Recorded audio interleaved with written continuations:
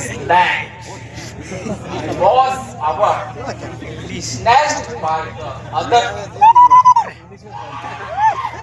ये हमारी भूमि 1947 में हमारे से छीन ली गई और वो की स्वतंत्रता के नाम पर। अब क्या हुआ उसके बाद समझिए, इन लोगों ने हमारे साथ कितने खतरनाक गद्दारी और नाइंसाफी की। आप इस बात को समझना, एक उदाहरण दूंगा। I will not take more time because you are very much tired. I can at last one more person is waiting for his turn. मैं कहना चाहूंगा कि उन लोगों ने हमारे साथ कितनी गद्दारी करी। उन लोगों ने उनके घरों और कोनों का इतिहास लिया, उनके चौराहे बनाए। उदयपुर में देख लेना, उनके चौराहे बने, जानवरों के चौराहे बनेंगे।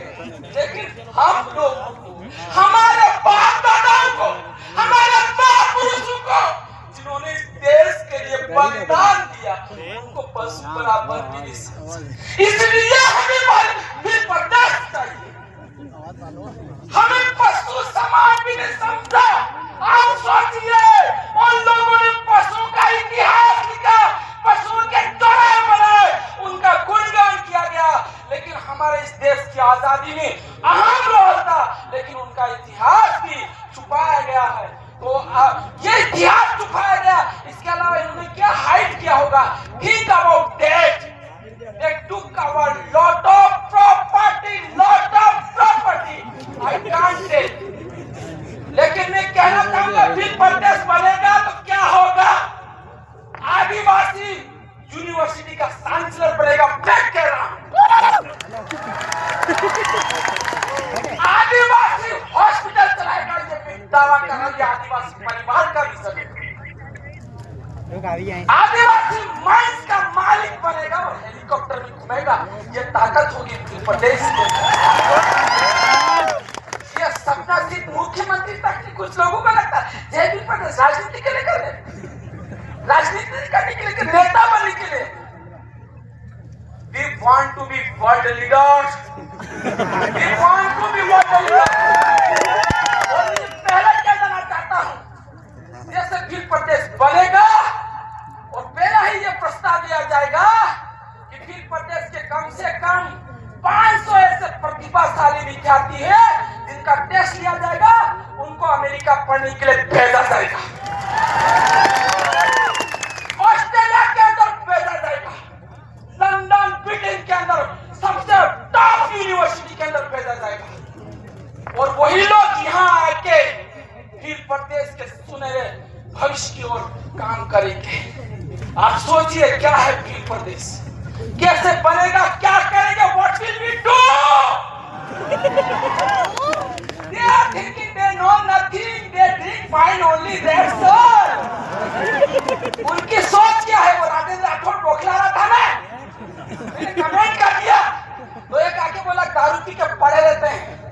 तुम्हारी सोच यही है, पर हमारी आदिवासी परिवार की सोच क्या है तुम्हें मालूम नहीं है। और सभी दूसरी communities, I am talking about other communities also, because SC is also sitting here, OBC and some other communities are also sitting listening here. तो दूसरे लोग सोच रहे होंगे, अरे हम भी तो आपके साथ रह रहे हैं, कई सालों से रह रहे हैं, हमारे लिए क्या है? मैं आपको बता देना चाहता हूँ कि यहाँ पर अभी जो जजेस बनते हैं, वो जजेस में ना तो ST का कोई हिस्सा है सुप्रीम कोर्ट में, ना हाई कोर्ट में है। क्या तो न्याय कैसे मिलेगा? न्याय मिल रहा क्या? नहीं।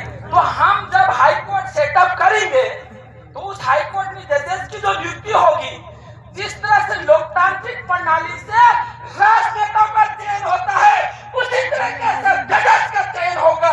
ये बात, ये सिस्टम हम डेवलप करेंगे जिसमें सभी समाजों का भागीदारी होगी।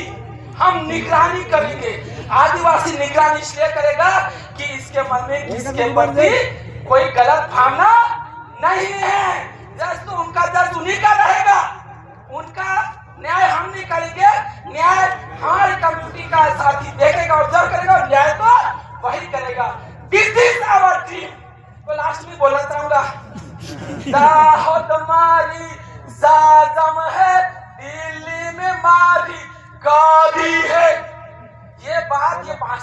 डूंगरपुर वालों ने सुना और समझा और गाड़ी में भेज दिया दिल्ली के अंदर। यू नो, यही बात आपको मध्य प्रदेश वालों को समझना है। अगली बार मध्य प्रदेश से कहीं साथी दिल्ली जानी चाहिए। गुजरात वालों को समझना है और सारी विधानसभाओं को भर देना है। और अगर फिर भी हमारे बीच प्रदेश की मांग को ये नहीं मानते हैं तो हम सड़कें जाम कर देंगे, दिल्ली मुंबई कॉरिडोर जाम कर देंगे और शहर की सारी सड़कें भर जाएगी। इनको 1 घंटे के अंदर घोषणा करनी पड़ेगी। ये बात है।